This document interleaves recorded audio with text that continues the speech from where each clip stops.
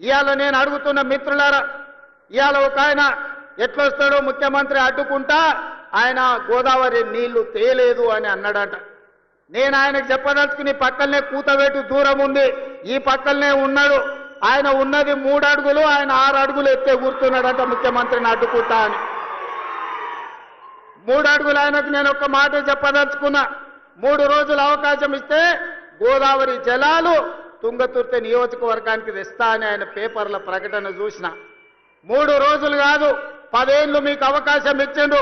ఎందుకు దేవాదుల నుంచి తుంగతుర్తికి నీళ్లు తీసుకురావలేదు, గోదావరి జలాలతోని ఈ ప్రాంత భూములను ఎందుకు తడపలేదు అని నేను అడుగుతున్నా. అందుకే ఆయనకు చెప్పదలుచుకున్నా, అయ్యా గ్లాసులో సోడా పోసినట్టు కాదు గోదావరి జలాలు తుంగతుర్తికి తేవడం అంటే.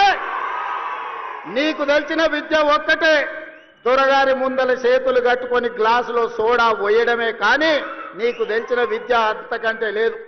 నీ ఊరు మండలం చేసుకున్నావు, మండల ఆఫీస్ అన్న తెచ్చుకున్నావా, ఎంఆర్ఓ ఆఫీస్ అన్న తెచ్చుకున్నావా, పోలీస్ స్టేషన్ అన్న తెచ్చుకున్నావా?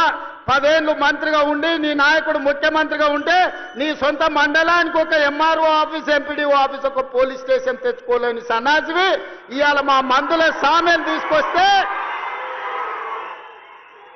సిగ్గుతో తల ఉంచుకోవాల్సింది పోయి ముఖ్యమంత్రిని ప్రభుత్వ కార్యక్రమాన్ని అడ్డుకుంటానని ఆయన ప్రగల్భాలు పలుకుతుండు.